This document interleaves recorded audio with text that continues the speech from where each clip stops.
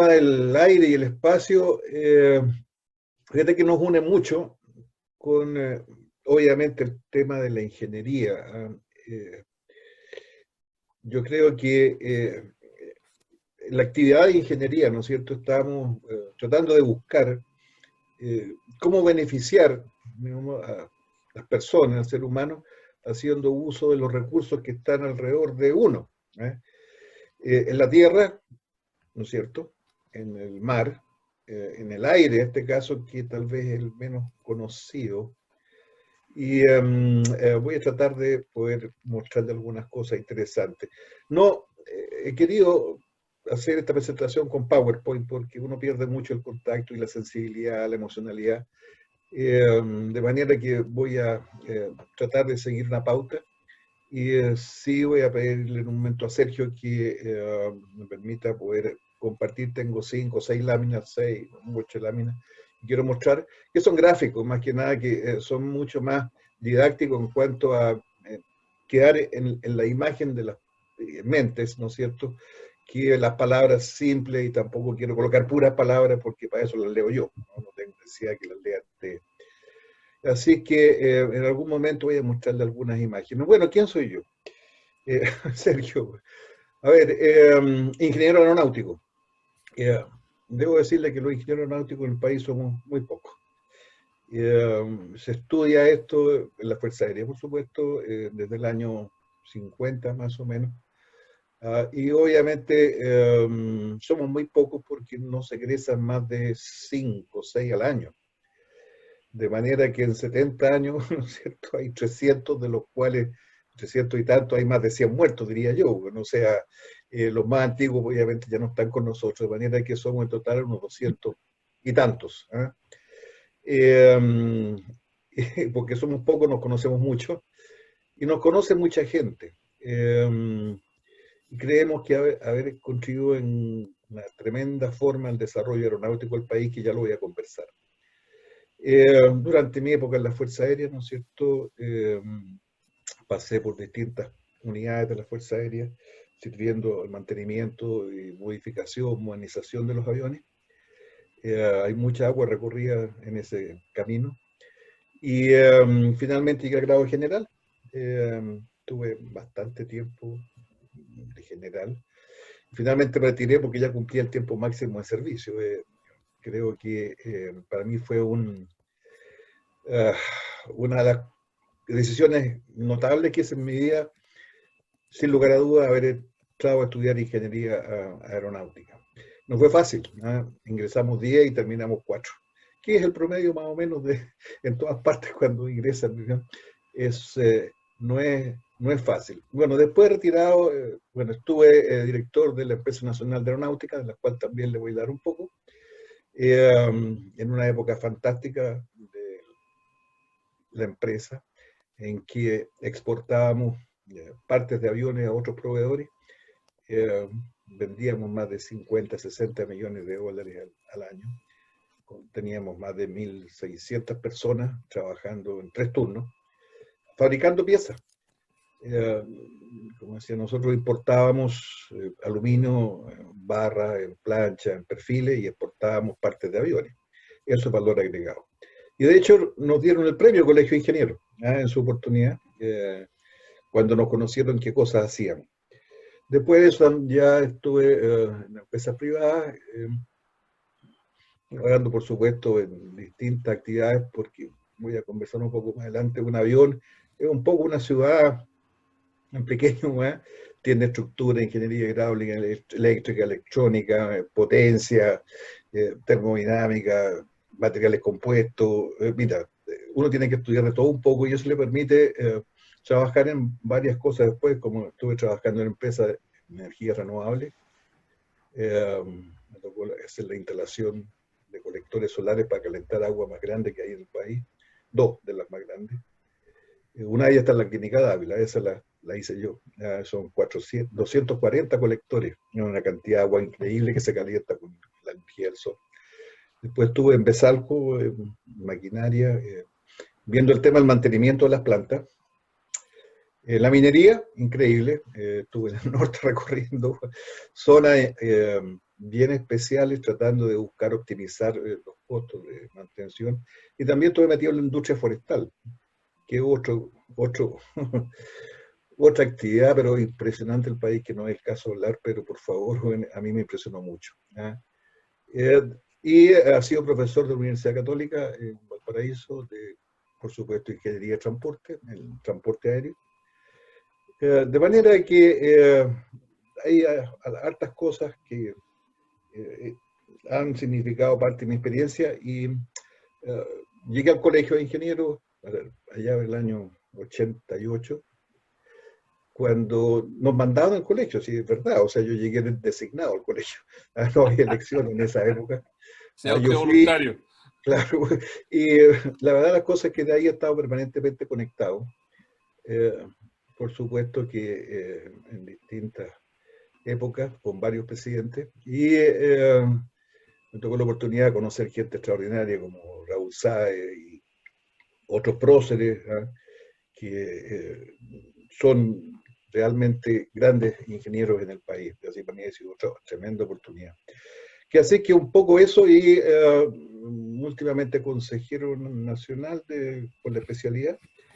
Y por supuesto que para mí ha significado todo esto, el contacto con Sergio y con usted, una oportunidad para contarle un poco. Que así que algo eso, por favor, esto más que una presentación es una conversación. Si alguien quiere hacerme alguna pregunta, yo encantado, en la medida que tenga la respuesta, lo podemos conversar, que sin interrúmpame en cualquier momento. O sea, es como una conversación. Exactamente. Mm. A ver, quiero partir un poco por el tema de los estudios de ingeniería aeronáutica. ¿Qué es lo que se estudia en ingeniería aeronáutica y por qué llegamos al espacio? Increíble. Obviamente el tema del estudio de ingeniería son 5 años de estudio y se estudian las mismas cosas que estudian ingeniería, ciencias básicas, a un nivel bastante fuerte porque uno es subteniente en esa época y se dedica todo el día a estudiar y estudiábamos sábado y domingo, de manera de que, es decir, nos fue bastante bien.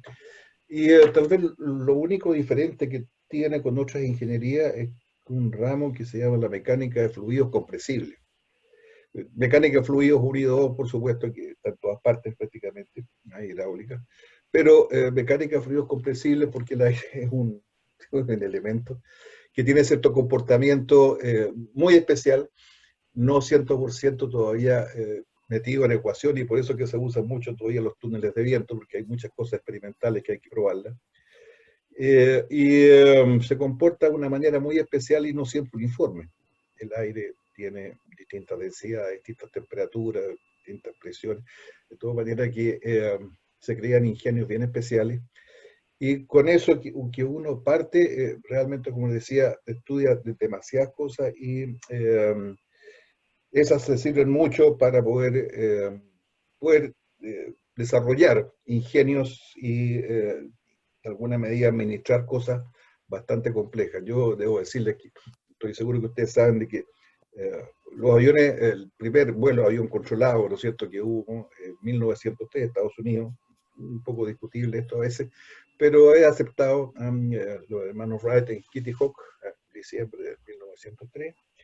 Ya en 1913 teníamos aviones en Chile eh, y teníamos oficiales de ejército en esa época mandado a estudiar en Francia, aviones, volar, entre el capitán Ávalo y el primer ingeniero aeronáutico que hubo en Chile, que era un teniente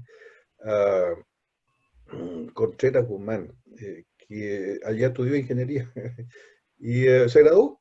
El título de él está por ahí en alguna parte. Y de ahí el desarrollo aeronáutico, ¿para qué les digo? Bueno, 100 años de aviones de tela, de madera, llegamos al espacio. Y no cabe duda que esto ha servido para contribuir al desarrollo de la humanidad en muchos aspectos. Eh, por ejemplo, quiero decirles algo para que se acuerden. Anteriormente, en los años 50, no tan lejano, para ir a Punta Arenas uno llega en barco, casi una semana de ir a Punta Arenas a hacer cualquier cosa y poder volver. Hoy día voy a Punta Arenas y vuelvo 2 veces en el día. Bueno, realmente, los que se acuerdan de Cerrillo, uno iba a Cerrillo a despedir o a recibir a algún familiar que venía viajando de alguna parte, un hecho notable, ¿verdad? Ir a Cerrillo, ¿verdad? A esperar o a dejar un familiar. Hoy día el aeropuerto Merino Benítez, realmente, lo voy a decir en palabras bien especiales, llegan más de 120 millones de pasajeros al año, eh, más de 250 operaciones al día. Y a mí me llama mucho la atención, porque ya voy a hablar de eso, que cada vez que inauguramos Merino Benítez está atrasado. ¿Ah? Eso es una constante de que el crecimiento del tráfico aéreo está creciendo a tasas del 8%, el 10% anual, sostenidamente. Y eso significa duplicar lo que sea en esas tasas. En 7, 8 años uno lo que tenía lo tiene el doble. Y, y eso no solamente en Chile, en todo el mundo. De manera que si hay algo que ha crecido, es, digamos, la actividad aeronáutica. Y no hay actividad aeronáutica si no hay ingeniería aeronáutica. Yo les aseguro, muchos no lo deben saber, muchos han volado mucho, pero detrás de cada vuelo que ustedes se suben, hay la firma de un ingeniero aeronáutico que permite que ese avión vuele. Y él responde criminalmente, si se equivoca. De hecho, diría que es una de las actividades tal vez más controladas que hay en el mundo, diría yo, porque para ejercer no solo se requiere el título, es decir, como un ingeniero va y termina su universidad y ejerce. Los ingenieros aeronáuticos, para poder trabajar en los aviones, tenemos que tener una licencia, que la damos a un organismo del Estado que es diferente de la universidad. Si no, no te dejan trabajar en los aviones. Y esa licencia no es para toda la vida, sino que hay que estarla renovando cada cierto periodo de tiempo. Usted ha conocido el tema de los pilotos, por supuesto, que tienen que estar renovando su licencia, pero todos los que están alrededor del avión, la azafata, los mecánicos, los supervisores, los ingenieros, todo el mundo que se acerca a un avión, tiene que estar con su licencia y tiene que dársela a algún organismo adicional que no es el organismo que estudió. Es un estándar internacional, estoy seguro que saben, y que por eso hace que en Chile especialmente, y recalco Chile porque los alrededores del vecindario no están así, la seguridad aeroespacial es mucho más alta. Tenemos categoría 1 en términos en cuanto a seguridad, y eso significa que podemos volar nuestros aviones a todo el mundo, que no todos pueden hacer lo mismo. Otros países cercanos no podían ir a Estados Unidos, no podían ir a Europa porque la seguridad de esos aviones era bien precaria, no los dejaban ir. Así que el desarrollo de la ingeniería aeronáutica y el desarrollo de la aeronáutica en sí ha sido vertiginoso. Voy a tratar aquí de compartir una pantalla, a ver si puedo. A ver, no siempre esto resulta como uno piensa. Mostrando algunas cosas. Luego dije que iba a hablar un poco del desarrollo de la ingeniería aeronáutica, después de esta ingeniería satelital, y finalmente me están hablando de la Agencia del Espacio. A ver, este es un gráfico que quiero que no se olviden de él, porque yo sé que es discutible, pero esos son datos, números, están sacados de organismos mundiales, de manera que yo no los pongo. Esto es el desarrollo, digamos, gross per cápita, el producto geográfico, digamos, per cápita, desde el 1400 hasta el 2010, más o menos. Per cápita, por favor. Y sale a África, Asia, Estados Unidos, ¿no? Obviamente, cualquiera que tomemos en esa época, Europa la llevaba, ¿no es cierto? Y tuvo un incremento de su ingreso per cápita casi constante, pues, durante 400 años, ¿no es cierto? No varió mucho la cosa. Y en todo el resto del mundo más o menos igual, ¿no es cierto? De manera de que era un tema bien especial. Pero algo pasa cerca de los 1800, 1900, especialmente en esta zona, en que la pendiente cambia dramáticamente y el ingreso per cápita, el bienestar de las personas en alguna medida crece, pero a tasas bastante mayores. Y hago notar porque 1900, 1910, el desarrollo de la aviación está aquí. No digo que haya sido a raíz de eso, pero que obviamente contribuyó, pero no me cabe duda que contribuyó. En el caso de Sudamérica es bien parecido.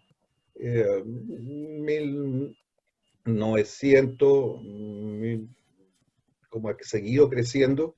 Chile está en esta línea, en la más gruesa no lo pude poner de otro color, pero quiere decir que a raíz del 70 y tantos, esto comienza a despegarse. Chile estaba bastante abajo y ahora está bastante arriba comparado con el resto de los países de la región. La verdad las cosas que en ese sentido yo creo que uno puede perfectamente decir que esto ha contribuido significativamente al desarrollo de la ingeniería. Y en ese contexto, uno puede decir, mire, si en la época 1400, 1500, el viaje de Colón, ¿no es cierto?, a América, que fue el inicio de muchas cosas. Dicen que los vikingos y los otros habían, hasta fenicios dicen que habían venido a Chile, y por otro lado también. Pero claro, vinieron y se fueron, no dejaron. Los que vinieron y dejaron y se quedaron, a veces demasiado, fueron los españoles, y de ahí no se pudo parar. El tema del desarrollo aeronáutico, una vez que comienza, no se puede parar. Ustedes lo han visto, va a seguir creciendo en tasas, pero increíble. Y el hecho de volar, que antes era tal vez un lujo, yo recuerdo de teniente, un pasaje a Estados Unidos costaba más de $1000 en esa época. Hoy día uno va a Estados Unidos por 600, $700 y tal vez por menos en las líneas más baratas. Eso hace que mucha gente viaje. Y hago esta conexión con el espacio. Ya voy a hablar del espacio, pero quiero decir que no hay ninguna razón para pensar que algo que comienza va a parar. No sé, esto va a seguir. Oye, Y nosotros Alfredo, como ingenieros tenemos que estar metidos arriba del desarrollo de eso. Adelante, Sergio. yo tengo una consulta porque Chile siempre fue un puerto aéreo, digamos, de terminal. Sí. ¿Eso es bueno? ¿Es malo hoy día? O cual ha sido muy malo antes, pero a lo mejor hoy día no es tan malo. ¿Qué hay de eso? ¿Es A bueno? ver, ¿Es malo? déjenme, tiene mucha razón. La, en esa época, la gente venía a Chile. Es decir, los que llegaban venían que tenían que hacer algo. No pasaban por Chile para ir a otro lado. No es como el caso de Europa, ¿no es cierto?, en que uno va, qué sé yo, de España a Francia, a Italia, y pasa, digamos, y recorre muchas cosas, de manera de que en el mismo Estados Unidos, acuérdense, una cosa que tal vez les va a llamar la atención, muchos de nosotros tuvimos vuelos con 2, 3 y 4 escalas. El avión despegaba y aterrizaba en 3, 4 partes antes de llegar a su destino final. Hoy día eso ya no se usa. Hoy día eh, eh, los 80, 90% son vuelos non-stop, ¿no es cierto? Y para ir a ciudades intermedias hay aviones más chicos. No tiene sentido en el mundo aeronáutico comercial tener aviones grandes para llevar 20 personas. De manera de que en esa época la gente venía a Chile porque Chile era una isla y sigue siendo una isla un poco, por muchas razones tal vez. culturales. Nos cuesta abrirnos mucho, sobre todo mirando a nuestros vecinos. Es decir, es un tema bien complejo. Pero obviamente hoy día cambia. Hoy día la gente viene a Chile a hacer turismo que antes no venía. O la gente viene a Chile a hacer negocios, ¿no es cierto? Antes tampoco venía porque Chile era uno de los últimos países ingresos del país, el PIB del país, ¿para qué le digo el PIB per cápita? Realmente era muy bajo.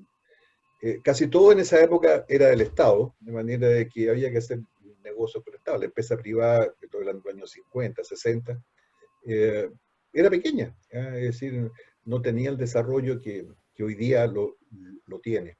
Entonces, el hecho de que hoy día haya habido, a ver, hace 2 años atrás, Sergio, los pasajeros internacionales fueron más que los pasajeros nacionales, que se dio como primera vez digamos, en este crecimiento.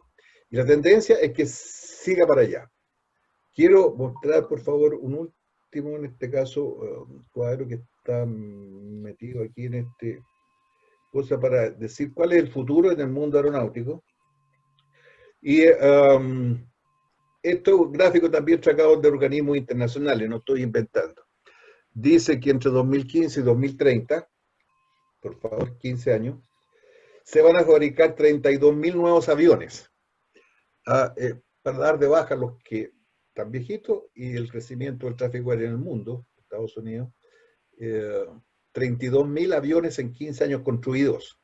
Por favor, yo les garantizo, no hay capacidad en el mundo para construir 32.000 aviones en 15 años. Y eso le da una oportunidad a Chile, pero increíble, de poder participar en la fabricación de piezas. No digo que vamos a fabricar aviones, pero sí otros fabricantes de aviones van a requerir fábricas como las que nosotros tenemos para completar eso. Ahora, obviamente con la pandemia, con todo lo que está pasando, uno nunca sabe, debe bajar, pero todos los economistas y la gente piensa que esto va a pasar y que la recuperación, como ha sido en otras pandemias, después es un crecimiento más rápido. Hay una baja, pero después aparece una recuperación que es más alta derivada de las nuevas realidades que quedan después de la pandemia. Pero esto es un hecho, es decir, el crecimiento de la fabricación de aviones es increíble. Ahora, cuando hablo de aviones, había 32.000 nuevos aviones, créanme que son por lo menos 60.000, 70.000 motores. ¿Para qué le digo neumáticos y qué sé yo, todo el resto de equipo electrónico y todas las cosas que van a bordo de los aviones? Eso se va a multiplicar por la misma cantidad. O sea, la actividad aeronáutica, quiero decir, por favor, va a seguir creciendo. Hoy día, la tasa de crecimiento en Chile en la actividad aeronáutica es, como le decía, el tráfico pasajero y de carga es del orden del 8-10% anual. Y eso implica que toda la actividad aeronáutica va a crecer significativamente y eso van a significar trabajos para mucho tipo de gente, especialistas, pilotos, gente alrededor de la actividad aeronáutica, los que fabrican, eh, reparan y los que mantienen, y los que modifican, y los supervisores, los mecánicos, las escuelas, la universidad. Debo decirle que hoy día la Universidad de Concepción está sacando, hace 10 años, está sacando ingenieros aeroespaciales. Ha sacado como 30. De esos 30, yo sé que hay 5 que están trabajando en Europa, en EADS, Airbus, ¿eh? Que apenas salieron se los llevaron a Europa. Faltan ingenieros aeronáuticos en el mundo. De hecho, los pocos que somos aquí en Chile, por razones obviamente de trabajo, he tenido que, sobre todo en el colegio de ingenieros, autorizar muchos ingenieros aeronáuticos extranjeros para que trabajen en Chile, porque no hay suficientes en Chile. Tienen que venir y no son malos, son buenos. Es decir, están sometidos más o menos a las mismas reglas. De manera de que eso significa oportunidad de trabajo, significa crecimiento, significa una gran cantidad de cosas que no cabe duda, esto es extrapolable a lo que puede haber más adelante en el mundo. Ahora, de alguna medida, créanme que relacionado con Chile, con la pregunta de Sergio, usted, estoy seguro que, recuerden que Chile era una loca geografía. Eh, claro, eso ir a Punta Arenas en una semana y volver era loco, más o menos, había que tener muy buenas razones para ir a Punta Arenas. Y realmente, ¿quién les dio cordura a esta loca geografía? Yo sostengo que fue la aviación, la actividad aeronáutica. Ir a Punta Arenas, como le digo hoy día, si quiere va y vuelve 2 veces a Punta Arenas. A las 7 de la mañana, llega a las 10, a las 12 te vuelve, a las 3, a las 5. Decía, pues puede ir perfectamente 2 veces en el día a Punta Arenas. Estoy seguro que ustedes también recuerdan el tema de los caminos, ¿cierto? Que el tema de los caminos, cada vez que se hace un camino no nuevo, alrededor del camino nuevo se empiezan a poner lotes de boliches que te venden pan, huevo, empanada, bebidas, dulces. Crece la actividad alrededor de los caminos. Cuando tú pones un aeropuerto, pasa exactamente igual. Pones un aeropuerto y se desarrolla la actividad comercial alrededor de esa zona de aeropuerto, pero en forma increíble. De manera que, por eso yo sostengo la experiencia, los años que he visto, como era Osorno, como era Temuco, como era Antofagasta, como era Arica, años atrás, y como son hoy día. Y, fuera de la pandemia, el aeropuerto de Calama, que está en medio del desierto, Dios mío, era un aeropuerto, era bueno, pero no se ocupaba mucho. Hoy día me están pidiendo, por favor, cierren el aeropuerto, viene mucha gente. Quiero contar también otro dato parecido con el tema de la construcción de aeropuertos, Isla de Pascua. Para los que no han tenido oportunidad de ir a Isla de Pascua, por favor vayan, porque es una realidad única en el mundo. Ese aeropuerto, bueno, todo el mundo sabe que se hizo alargarle la pista, es una de las pistas más largas de Chile, tiene 3.000 y tantos metros. Eh, y eso lo hicieron los gringos, porque lo tenían como alternativa de aterrizaje del shuttle, del transbordador, en caso de emergencia en las etapas de lanzamiento. En caso de etapa de lanzamiento, tenía como emergencia aterrizar en Isla de Pascua. Antes, ir a Isla de Pascua en buque era una semana ahí, una semana de vuelta. Hoy día los aviones van y vuelven, o sea, y siguen a Australia y siguen para allá, gracias a esa pista. El turismo que se hace no se hace por buque, el turismo que se hace por avión. Y los mismos pascueces están diciendo, por favor, que no vengan tantos turistas, porque nos están echando a perder el sistema, y tienen toda la razón. Es decir, eso hay que controlarlo muy bien porque es una cosa única en el mundo. Pero donde va, realmente encuentra casos de desarrollo alrededor de los aeropuertos. Y en ese sentido, creo que seguir hablando de la importancia, ¿no es cierto?, de los aviones y el espacio, va a pasar lo mismo. Yo pienso, y al final lo voy a recalcar, cuando hablamos del espacio, hay oportunidades de trabajo. Y yo voy a hablar un poco de eso. Hay muchas cosas que se van a hacer en el espacio. Ya saben, ya están yendo las empresas privadas, están yendo al espacio. Fuera los gobiernos, que son varios. Antes eran los rusos y los americanos. Hoy día hay muchos más que están en el espacio. Y qué bueno que así sea, por favor. Y si la empresa privada, no me cabe duda que van a ir. Hace un par de días atrás amarizó, más bien dicho, ¿no es cierto?, una sonda que llevó los primeros pasajeros civiles, que no tiene nada que ver con el mundo, digamos, de gobierno, a acoplarse a la Estación Espacial Internacional. Y lo trajeron de vuelta. Eso va a seguir, por favor. Y al final les voy a hablar del viaje a Marte, que también era una locura hace 20 años atrás, y ya vamos a hablar un poco de eso también. En el fondo, lo que quiero poder transmitir que esta es una oportunidad tremenda, el mundo de la aeronáutica y el mundo, digamos, de la aviación, no solamente comercial, sino que la aviación privada, que está creciendo también una enormidad. Eh, Antes eran muy pocos los que tenían aviones particulares. Hoy día hay casi más aviones particulares que aviones comerciales. Eh, Hay una actividad aeronáutica creciente en el país. Antes helicópteros habían, con suerte, unos 40 en el país, hoy día hay más de 400. Increíble. Eso ha crecido y no hay ninguna razón para esperar que no se detenga.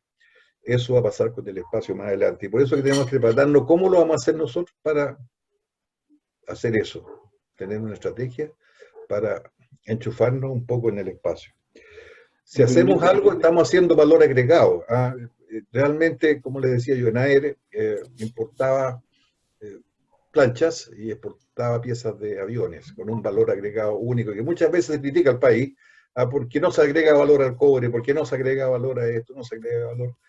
Bueno, habrán algunas razones, pero yo hablo por lo que sé, y en el mundo aeronáutico, el mundo de alta tecnología, todo el desarrollo tecnológico que se ha producido en el mundo durante todos estos años, el 80% de los últimos inventos son productos de desarrollo aeronáutico y el desarrollo militar. Y créanme que esto de los aviones de ir un poquito más alto, un poquito más lejos y un poquito más rápido, hace que tengamos materiales más livianos, más resistentes, que tengamos que recurrir a nuevos diseños y a optimizar, ¿no es cierto?, no solamente la operación, sino que también la gestión. Ante todo lo que iba a bordo de los aviones era controlado con un cuaderno, un papel, un lápiz, al igual que las máquinas. Todo se anotaba en un papelito. Hoy día no se nota nada. Hoy día está todo en los computadores a bordo y uno sabe mucho antes que los pilotos que van arriba cuál es la condición de ese avión. Está transmitido prácticamente en línea. Alguien me iba a preguntar algo, por favor. eh, espera un poquito. Lo que pasa, te iba a hacer una consulta que, por lo que tú das, se abre una tremenda área que Chile puede de alguna manera tratar de tomar, porque tú dices, bueno, estamos al final, pero se puede hacer exportación de partes y piezas, y eso significa una integración vertical de toda la minería hacia a la metalurgia física. En Chile vamos a tener cosas livianas como el mismo litio, el renio, que somos de los principales exportadores, y es uno de los sueños que yo, está mi amigo Claudio Doda aquí, que siempre ha tratado de decir, oye, puta, integrémonos, integrémonos. Y esto de la aviación aparentemente da una posibilidad. O sea, a lo mejor no vas a hacer todo el motor, porque no, o sea, a lo mejor hace una pieza chiquitita equivalente a una válvula, bueno, y con eso es suficiente, porque somos pequeños. Pero además que con el hidrógeno nos va a permitir, hipotéticamente permitir tener condiciones mucho más limpia, con atmósferas más limpias y con productos mejores. Obviamente es bueno esa cosa, no sé si se podrá hacer, pero uno sueña y es una muy buena rama de incentivo. No sé si se podrá hacer y cómo se podrá hacer, pero se ve bien. Sergio, estoy seguro que se puede hacer. En el mundo aeronáutico y el que no me acaba el mundo de la minería es muy parecido. Es decir, nosotros buscamos para arriba, buscamos para abajo y optimizamos todo lo que se pueda. A ver, tú me hablas de válvulas. Oye, hay válvulas que cuestan $50.000, $100.000. Y si tú logras, ¿no es cierto?, valor agregado, no sé, no es lo mismo que producir escoba. Es decir, mientras más tecnología haya incorporada, hay más valor agregado. El costo de la ingeniería es de los costos más caros que hay, de manera que tiene su precio. Y en cualquier parte, lo que podamos hacer, aunque sea poco, aunque sea pequeño, a mi juicio vale la pena porque es valor agregado. Ok, déjenme ver un poco el tema de entrarles al tema del espacio, porque para poder introducirlo, tengo que ver necesariamente algunas cosas que tiene el aire que mencioné algunas de características diferentes que hay que tener en cuenta por qué es tan especial el tema del espacio. Chuta, se me fue, parece, el PowerPoint. Voy a tener que abrirlo otra vez. Don No sé. Claudio Dod Ahí tiene está, algo que decir mientras encuentra. Ah, ya, listo, ahí está, dale. mira. Lo encontraste, qué bueno. Lo encontré, aquí está. Y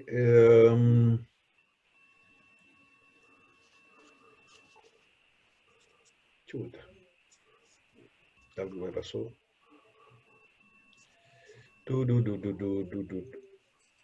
Esta diapositiva. A ver, espero que la estén viendo bien. ¿Es de la Sí, atmósfera?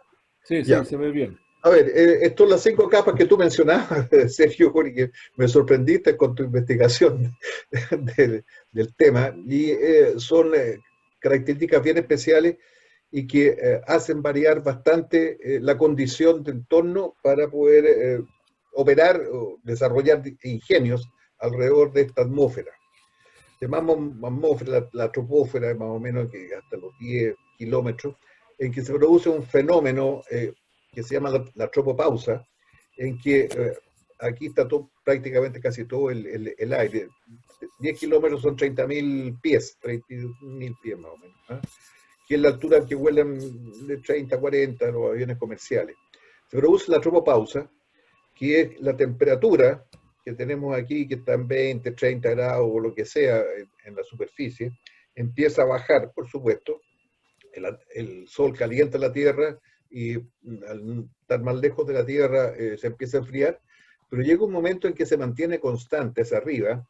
Por favor, miren la escala, de 10 hasta los 50 kilómetros, se mantiene bastante constante y extrañamente después la temperatura, por el contrario, por la cercanía con el sol, empieza a subir.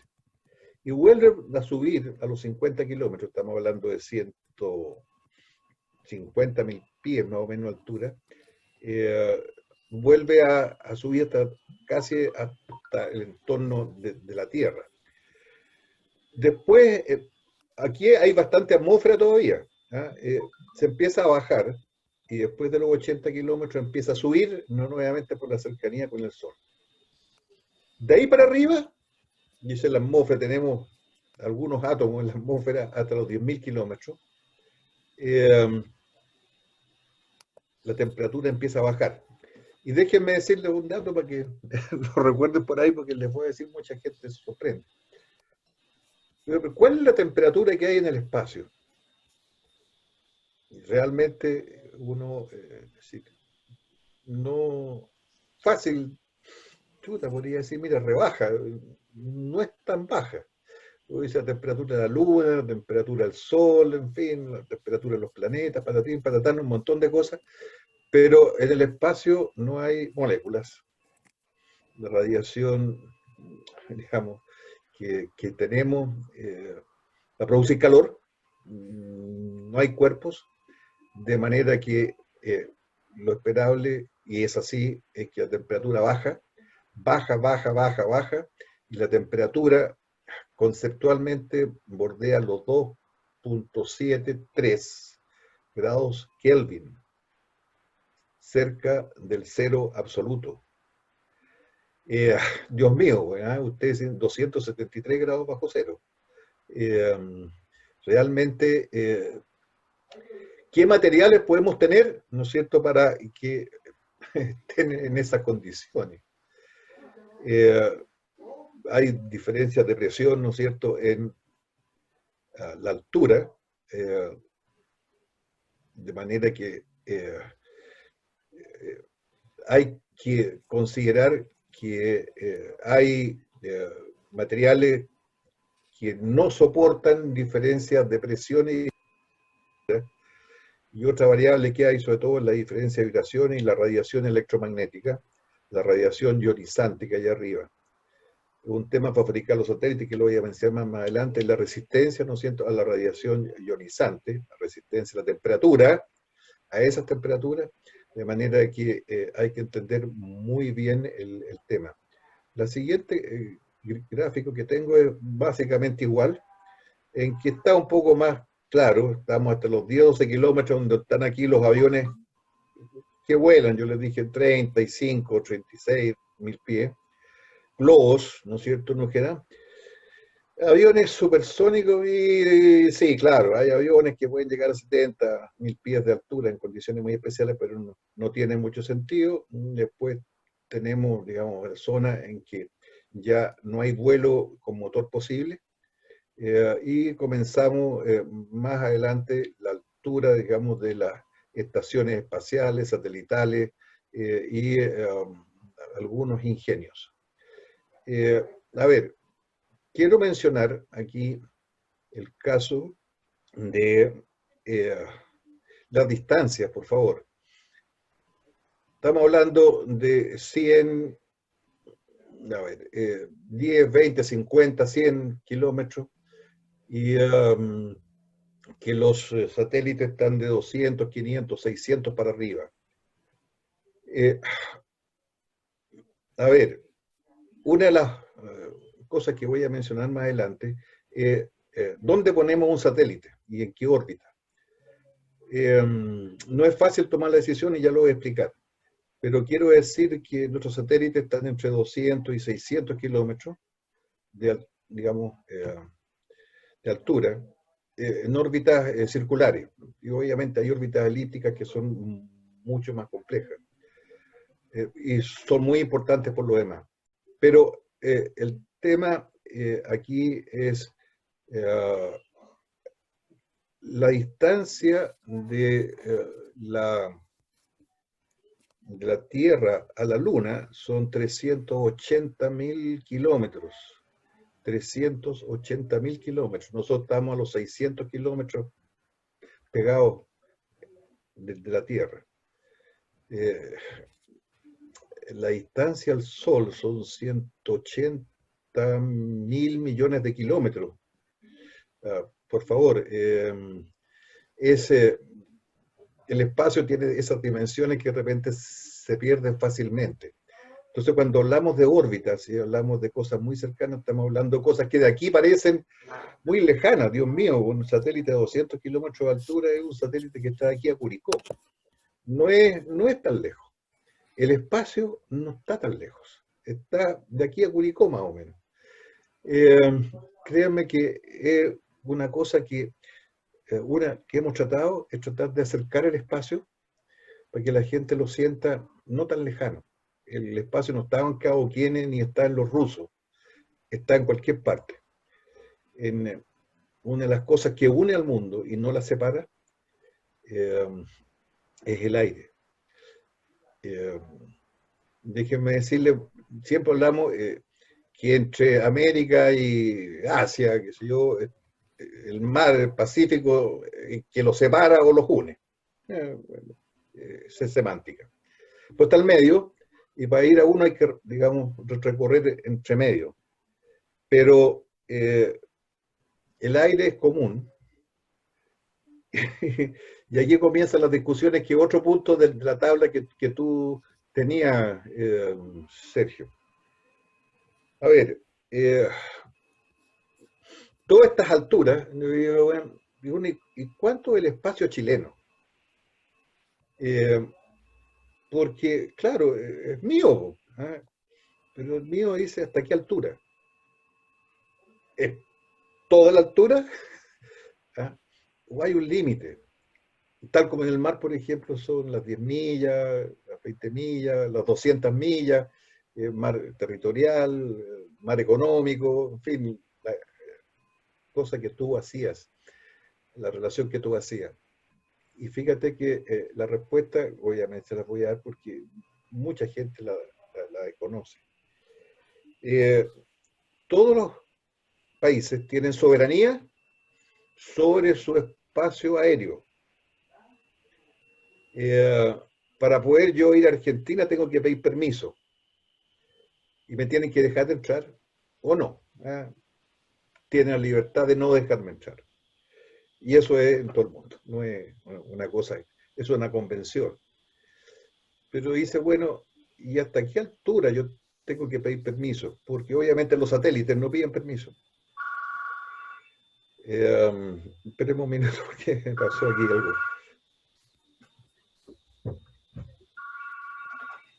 ¿Aló?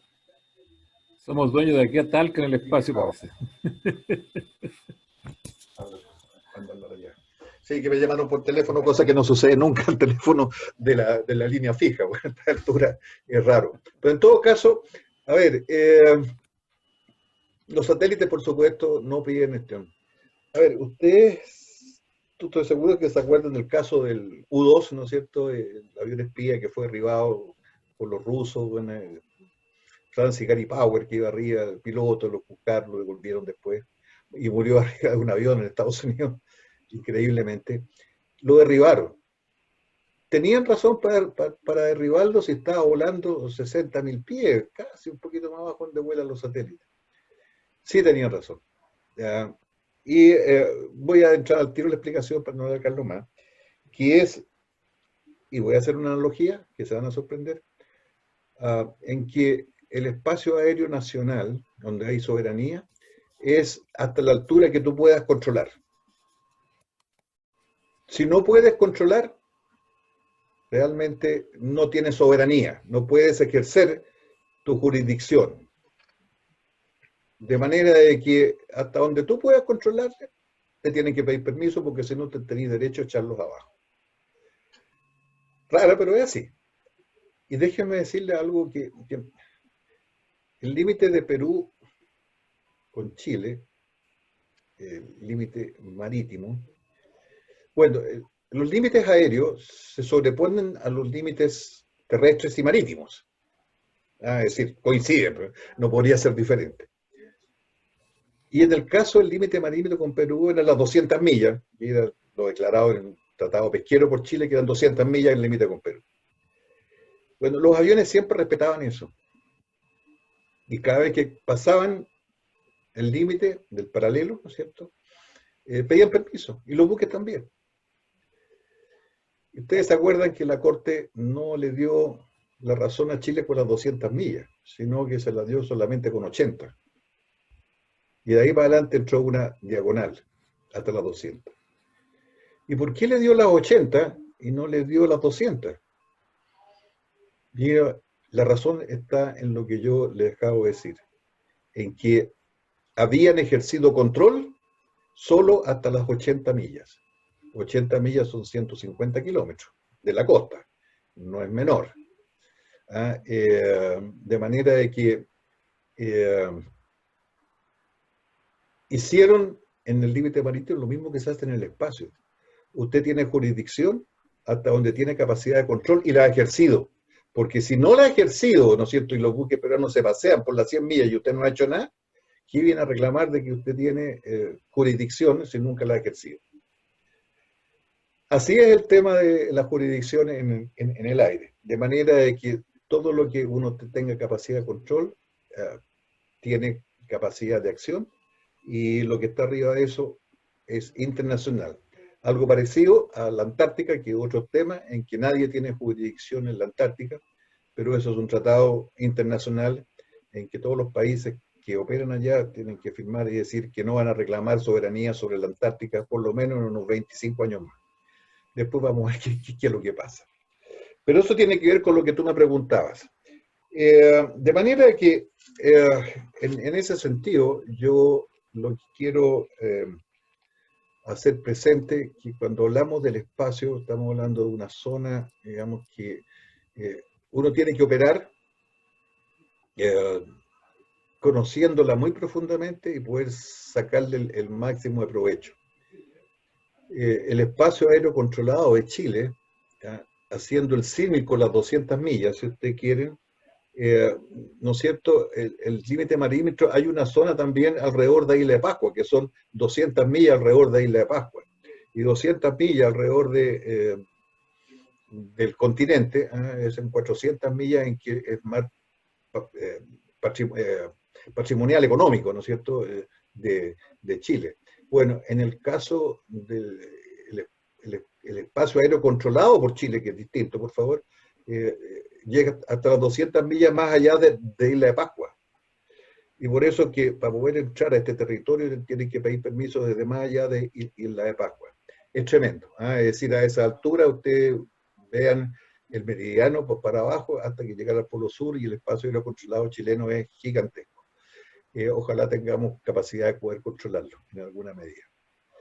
Bueno, eso es un poco la concepción, ¿no es cierto?, de lo que es los satélites, o sea, el espacio, y de ahí para arriba nos subimos a los satélites. A ver, yo quiero en este sentido ver el tema de los satélites que hay un tema aquí que es una transparencia que les voy a mostrar, que es la siguiente. Para conversar de los satélites vamos a conversar el tema de las órbitas. A ver, básicamente hay tres tipos de órbitas, ¿ya? Y que tiene que ver mucho, ¿para qué necesitamos un satélite? ¿Ya? Es decir, desde la primera pregunta, ¿necesitamos un satélite para qué? Hay órbitas circulares que mantienen la distancia alrededor de la Tierra. Hay órbitas inclinadas, siguen siendo circulares, pero inclinadas. Y hay órbitas elípticas. En ese sentido, hay otro tipo de órbitas que tienen que ver con desplazamiento del satélite. Siempre se ha hablado y mucho en el interés, necesitamos un satélite para comunicaciones. Y al necesitar un satélite para comunicaciones, todos hemos escuchado el tema de lo que tiene que ser geosincrónico. Y voy a explicar por qué. Porque los satélites, cuando giran alrededor de la Tierra, dependiendo de la altura, mientras más cerca giran más rápido, obviamente porque si no se caen. Y mientras más lejos giran más lento, es natural. Entonces la órbita geosincrónica, que es la que colocar un satélite en una posición tal que no se mueva sobre un punto en la Tierra para que le lleguen las ondas de radio y las devuelva, tiene que estar a la órbita geosincrónica que está a 36.000 kilómetros de distancia. Por favor, recuérdense la cifra, 36.000 kilómetros de distancia. Estamos hablando de satélites de 200 a 600, 800 kilómetros. Para un geoestacionario necesitamos colocarlo a 36.000 kilómetros de distancia. Es decir, llevar un satélite hasta esa distancia. Y allá que opere, dejarlo estacionario ahí. Y hay otros satélites que son heliosincrónicos.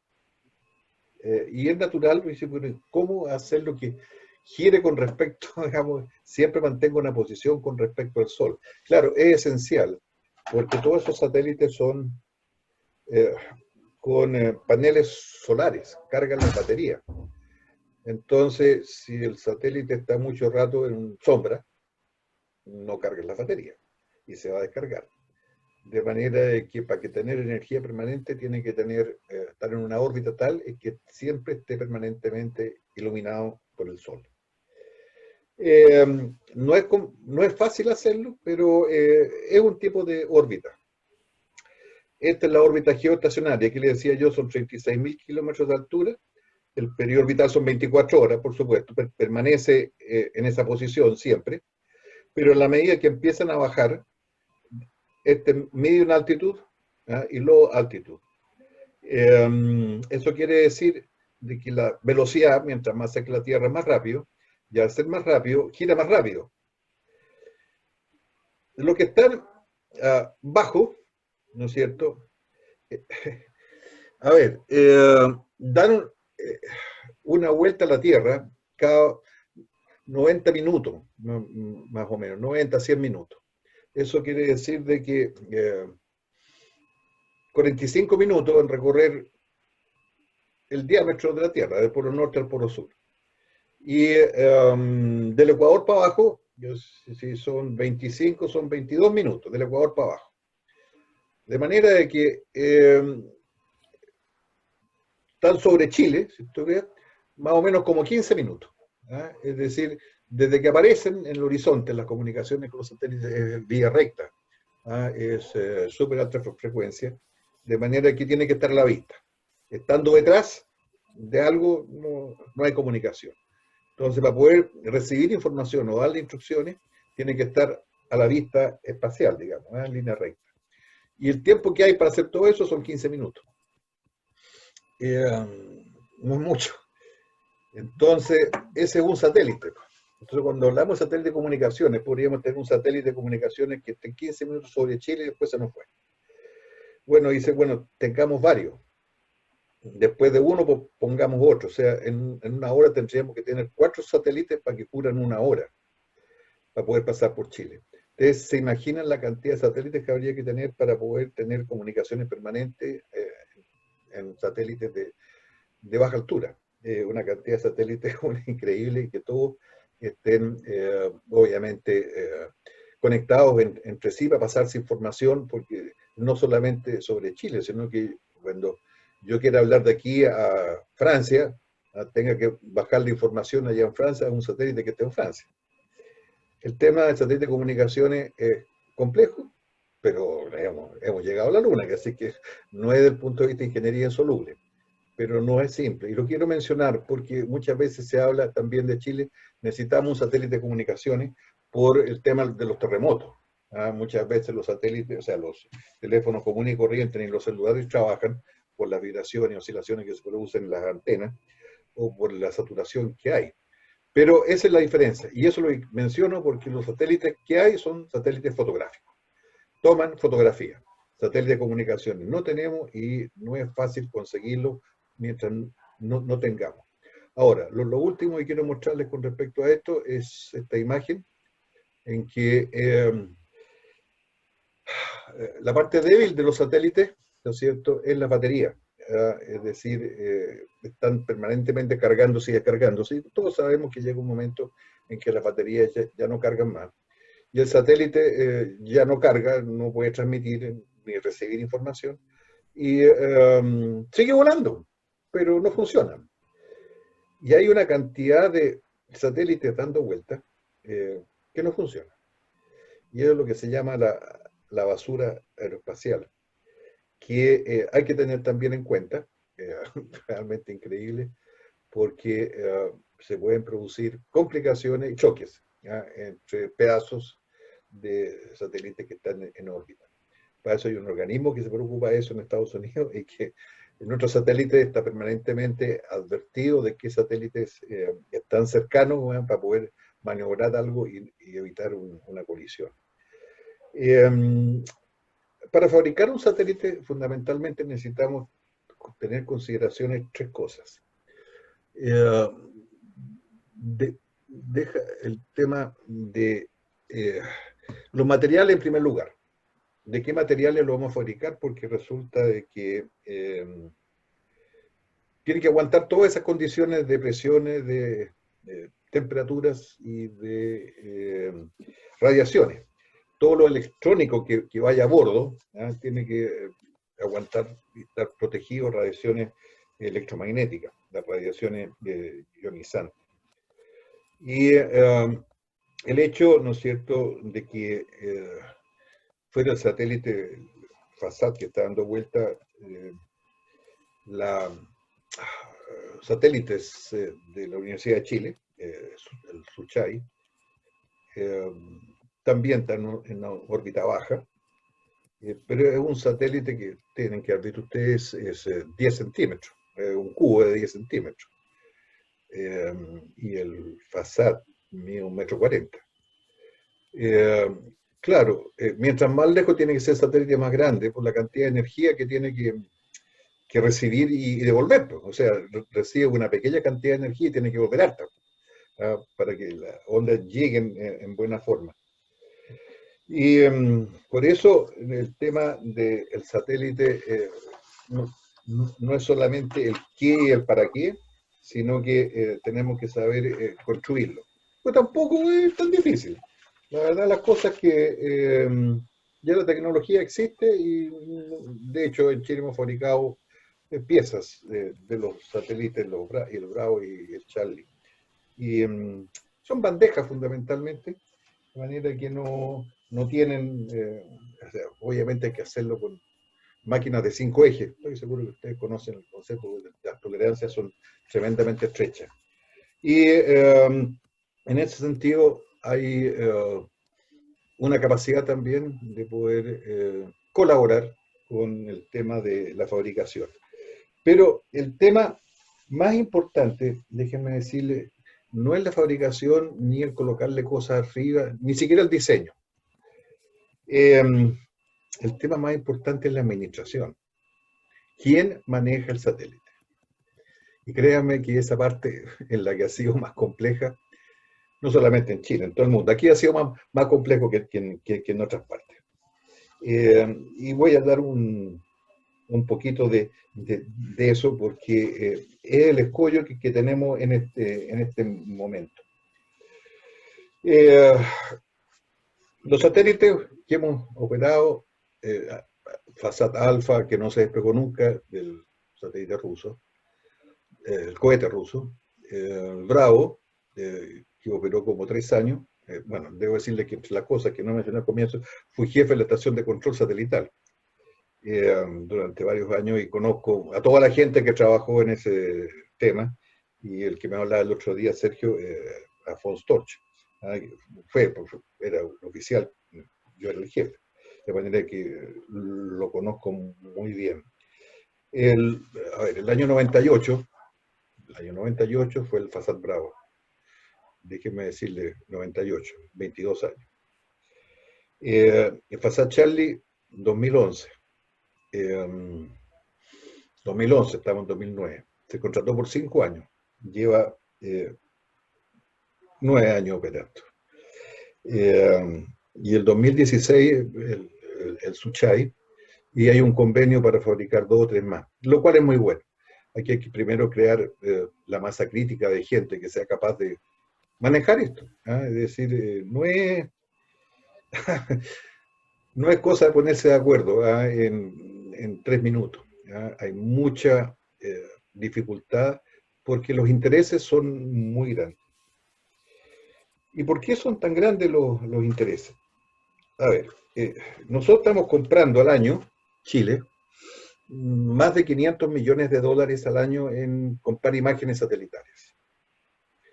Estoy seguro, las imágenes que ustedes ven del tiempo en televisión, todo eso es pagado. No, todas esas imágenes que hay, que son fantásticas por lo demás, en todo el mundo, no son gratis. No es, venga a buscarlas.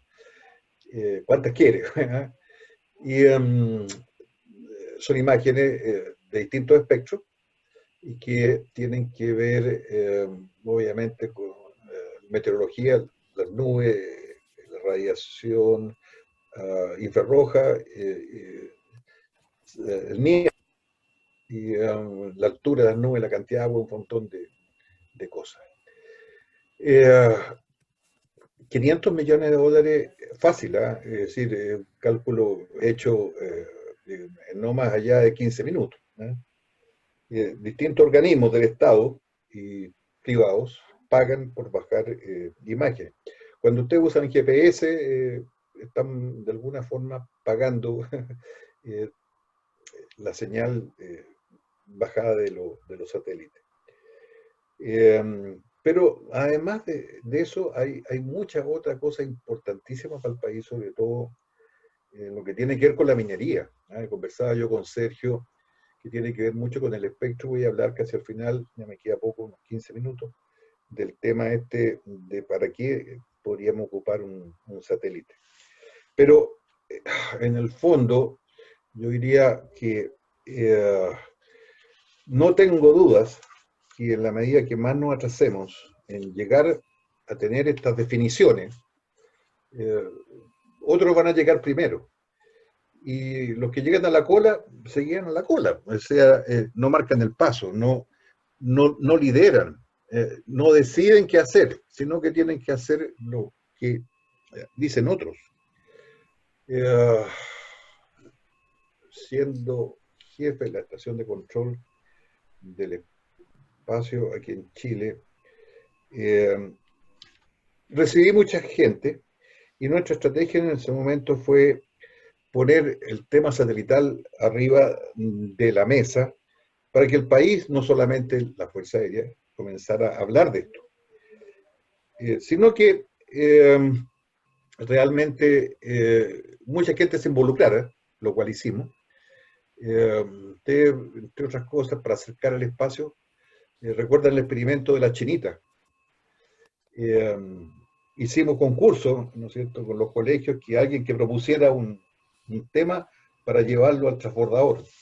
Eh, la NASA lo aceptó. El tema de la chinita, del liceo de niña, llegó con una propuesta increíble, pero Dios, que era extraordinaria, y se hizo. Y era: ¿por qué las chinitas van siempre para arriba? ¿Ah? ¿Qué pasa con las chinitas en el espacio?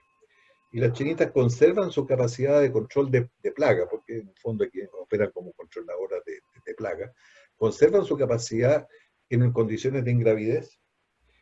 Y los gringos les gustó, lo aceptaron y el experimento se hizo. Y 6 niñitas con la profesora fueron al lanzamiento del satélite y le entregaron el resultado del experimento. Está ahí a la vuelta de la esquina, ¿ah? Estirar la mano y podíamos hacer un experimento a bordo del transbordador espacial. De eso hay mucho. Y depende mucho de la capacidad de las personas, de la voluntad de las personas. Hoy día tengo un último tema que compartir aquí con ustedes. Por favor, aquí. ¿Para qué podemos usar un satélite? Les voy a dar 2 datos, 2 solamente. Hay muchos, en internet van a encontrar muchos más. Pero el Landsat es uno de los satélites que por supuesto cobra por las imágenes, en que aquí hay casos de, digamos, definición en un espectro de vegetal, buscando vegetación. Con distintos colores, distintas cosas, se puede hacer muchas cosas, y entre otras cosas uno puede ver la diferencia de un año con otro. Es decir, aquí pueden ver la imagen del 2000 y el 2005. Y aquí está la diferencia de deforestación. Uno puede medir exactamente la densidad de árboles, de vegetación que hay en una zona, y ver la calidad de esa vegetación, ya sea por distintas temperaturas, con enfermedades, con humedad, ¿no es cierto?, y con distintos grados del espectro infrarrojo.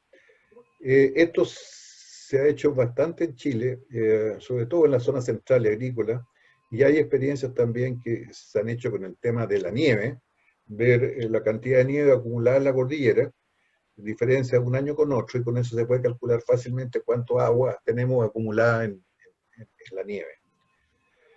Y hay otro proyecto, que es el proyecto Copérnicus, en la Universidad de Chile. Está Florian Utrera ahí, en que está compartiendo imágenes con la Agencia Espacial Europea. De manera que a través de Copérnicus uno puede entrar a tener algún tipo de información gratis. Esto es así. Y menciono esto porque cuando hablamos de la administración, que ha sido el tema más difícil que hay en Chile, necesitamos una agencia del espacio. Satélite, podemos ponernos de acuerdo. ¿Con quién? Con las universidades, con empresas, con lo que sea. ¿Para qué quiere un satélite? El satélite Fasat Charlie fue hecho así, fue hecho con un convenio de un par de universidades, en que ellos también definieron algunos aspectos, que nosotros queremos esto, esto, esto y esto. Y se consideraron esos aspectos en el diseño. Se fabricó, se puso en una órbita, se operó, pero la verdad que hoy día eso no funcionó. Y digo lo que ha sucedido, que como es un satélite de imágenes, no se puede entregar las imágenes en forma gratis a la universidad, menos en las universidades privadas. Es decir, hay disposiciones administrativas en que impidieron ¿no es cierto?, que esto fuera hecho en colaboración directa. Se podría haber hecho de 20 formas, pero esa es la forma en que se hizo. Y diría, hay un tema en que no se le ha podido sacar todo el provecho civil. Se han hecho algunas investigaciones, sí, es verdad, pero se podría haber utilizado para mucho más. Y eso es lo que uno quiere prevenir con el tema de la agencia, porque chuta, estar limitando las capacidades por temas de papeleo, ¿no es cierto? No, es que usted no tiene el carnet al día, bueno, ¿ah? Es una cosa que hay que resolver. ¿Ah? Y solamente en ese sentido yo estoy convencido de que tal como ustedes mencionan la posible utilización en temas de salud, telemedicina, educación, telecomunicaciones, minería, espectro, marítimo, y bueno, obviamente militares. La dificultad que hay es que estos satélites han sido manejados por organismos militares. De hecho, se han comprado con la ley del cobre. Y no ha sido posible el tema de activar la Agencia del Espacio, que existe, está creada, pero nunca le han dado presupuesto. De manera de que está ahí. Lleva 18 años en estudios. Esto pasó del Ministerio de Transporte, pobre ministro de Transporte, pues, de acuerdo, ministro de Transporte y Telecomunicaciones. Yo creo que con el de Transporte ya está, pero hasta más arriba para con el tiempo disponible, bueno, y le meten las telecomunicaciones, que es otra cosa, pero gigantesca, para el futuro, el tema de la 5G, que espanto. Pero volviendo al tema del satélite, no funcionó. Lo pasaron al Ministerio de Economía, Dios mío, la Agencia del Espacio en el Ministerio de Economía, Dios mío, tampoco funcionó. Hoy día está en el Ministerio de Ciencia y Tecnología, tampoco funciona. Y la cosa es que no creo que vaya a funcionar, porque la condición que hay hoy día, como para poderle colocarle presupuesto, es muy difícil. Pero el resto del mundo sigue avanzando. Debo decirles un poco qué es lo que estamos perdiendo al no tener un organismo que maneje esto, quien lo administra, como una agencia. A nivel de Naciones Unidas existen 3 organismos que tienen que ver con... ay, aquí me pasó... ¿dónde tengo el cursor? Dios mío. Ahí. Hay 3 organismos que... Naciones Unidas, que están controlando, administrando, dirigiendo el tema del espacio exterior. Y por supuesto tienen presupuesto. Y obviamente nosotros no estamos ahí. Hay 61 países que tienen agencias del espacio. 61 países. Argentina, Brasil, Venezuela, Colombia, Bolivia, Perú, Ecuador. Ellos están antes que nosotros. Nosotros todavía no funcionamos. Y de las cosas que nosotros podemos decir, que si bien es cierto, tenemos la capacidad humana, y no es menor, porque países cercanos tienen satélites, pero no los operan. Rusos, específicamente. Y ellos tienen que pedirle a los rusos qué es lo que quieren. Y los rusos le dicen, mire, vuelve entre tierra. Ahí se lo vamos a dar. Nuestra gente opera directamente, los satélites sube y baja, administra la información. Y yo creo que ese es un capital tremendamente enorme en que hay mucho camino todavía por recorrer. aquí habría mucha más gente, habría mucho más capital humano que podría, incluso con las universidades y las empresas, sacarle un provecho. Tal como les dije, esto ya partió, no lo van a parar, cada vez va a haber más capacidad para poder desarrollar cosas.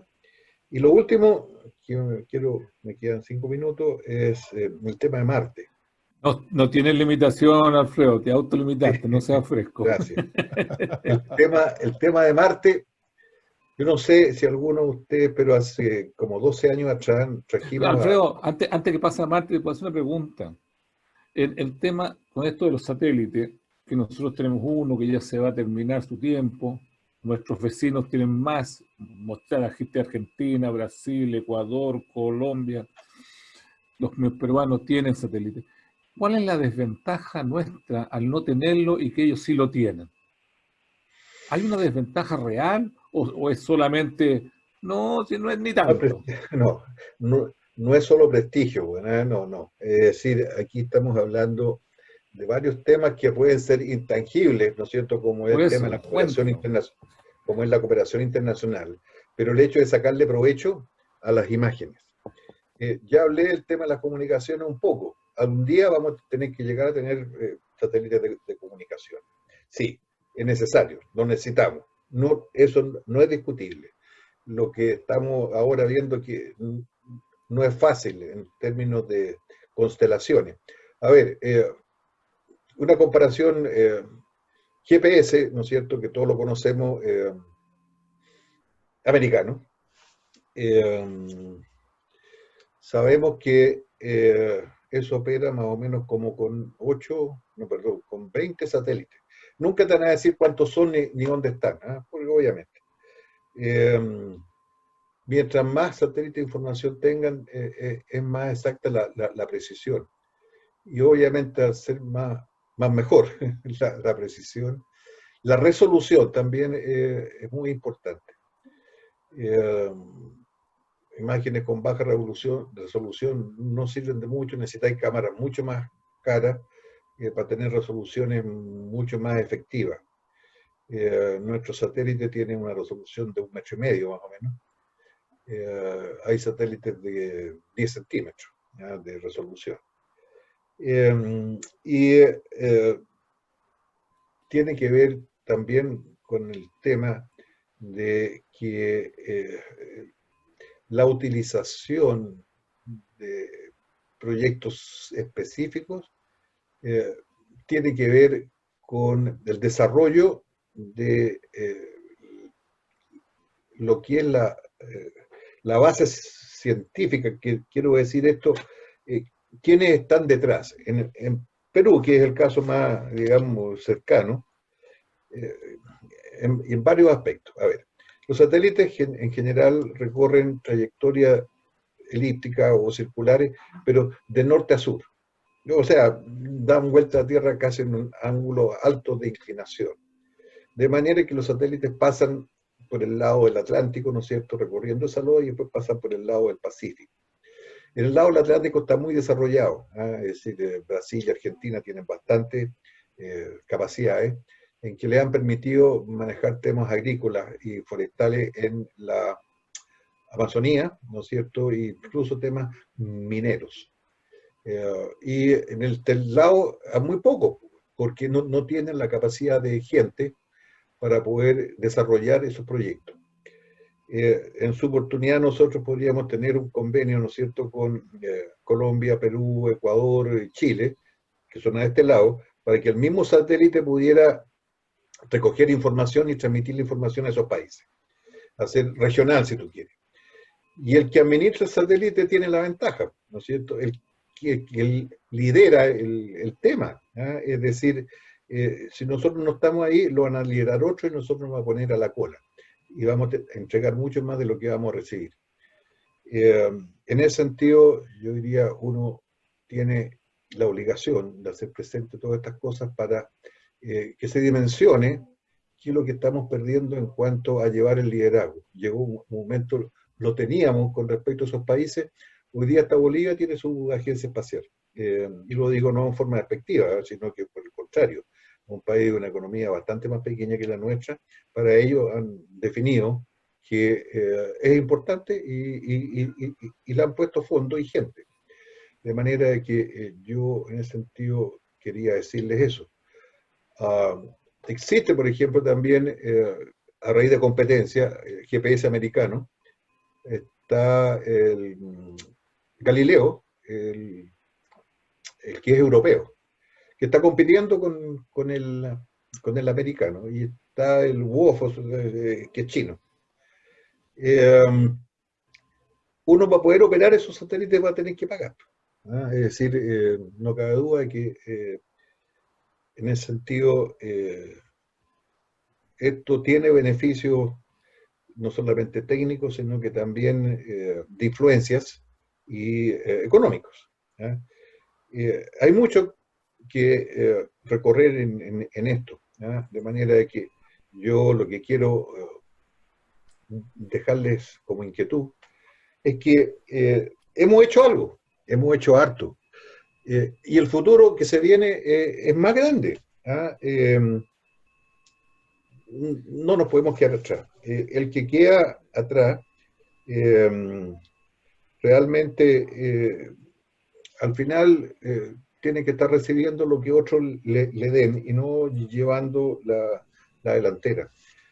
En plata, ¿cuánto sale un satélite de fotos y cuánto sale un satélite de Mira, comunicaciones? a ver, el satélite de fotos, a ver, estamos hablando, me acuerdo, a ver, los Fasat Alfa y Bravo, bueno, eran un convenio con la Universidad de Surrey en Inglaterra. Fueron muy baratos. A ver, déjame mostrarle, a ver si alcanzo a mostrarle aquí. Creo que tengo una imagen, algunos tienen que haber visto. Tururú. Aquí quiero mostrarles, no sé si se alcanza a ver una imagen del satélite Fasat Alfa y Bravo. Era un satélite, digamos, que tenía 3 cámaras, de manera de que tomábamos fotos con muy baja resolución, pero aprendimos mucho cómo poder manejarlo.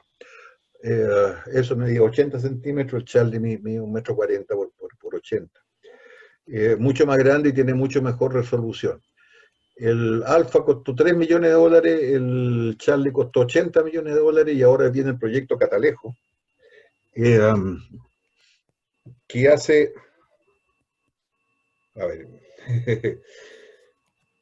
6 años, de que estuve ministro de Defensa, el ministro Burgos, hace hartos años atrás, que fue que se tomó la decisión de reemplazar el Sassat Charlie. El estudio está listo, está elegido, está escogido, esto está todo listo. Ahí estamos hablando como de $200 millones, porque obviamente tiene mejores cámaras, es más grande, va a estar más lejos, diría, hay un tema de durabilidad también. Si este nos duró, fíjate, 6, 7 años, 8 años, ojalá el otro nos pueda durar unos 12 años. A esas alturas, los satélites tienen que tener una capacidad adicional que es subir o bajar de órbita para poder no chocar. ¿Ah? Porque además, como digo, tienen los paneles solares tendidos, y está el tema de los micrometeoritos, y al ser más grandes están más expuestos. Entonces, realmente tienen un nivel de tecnología bastante más avanzado. De manera que hoy día tenemos un satélite normal en términos de imágenes, estamos hablando de 100, 200, 300 millones de dólares, y de un geoestacionario no menos de 600. Ese es un poco el nivel. ¿Y cuánto costaría una agencia del espacio anualmente? Porque si me dice que si vale 600 el aparato y la agencia del espacio me sale 1000, bueno, mira, pero si son 600 y me sale 2 millones, es distinto. A ver, yo te he contado al comienzo que en los distintos organismos que hay en Chile estamos comprando sobre 500 millones de dólares al año en imágenes. Podríamos evitar algo de eso, no todo, algo de eso. Y por otro lado, la parte administrativa no es tan cara, son sueldos, pues. Estamos hablando, no, sí, el fondo estos satélites, todos los FASAT, se han construido con fondos de la ley del cobre. Eh, que está muy bien, pues, ¿ah? Pero que a los organismos internacionales como Naciones Unidas no les gusta que estén manejados por militares. ¿Ah? Es decir, al no tener una agencia civil, no le dan entrada. ¿Ah? Es decir, hay sus razones muy entendibles por lo demás, pero aquí no ha habido esa voluntad de tener esa organización que es la que fije el desarrollo de la política. ¿Qué vamos a hacer en el futuro con los satélites? Aquí todos tienen idea, pero no hay una decisión de política. Y mientras no haya una decisión de política, uno tiene que seguir insistiendo, insistiendo, y que por favor la haya. ¿Ah? Cualquiera que sea, digamos, si es verde, azul o roja, bueno, no importa mucho, pero digamos, como decían por ahí, importante es que case ratones, bueno, ¿eh? Eh, que se haga. Después veremos si la podemos corregir, si no nos gusta, pero por lo menos que se haya. La plata no es tanta. Yo creo que hay otros elementos que no están hoy día en la agenda prioritaria ni de los unos ni de los otros.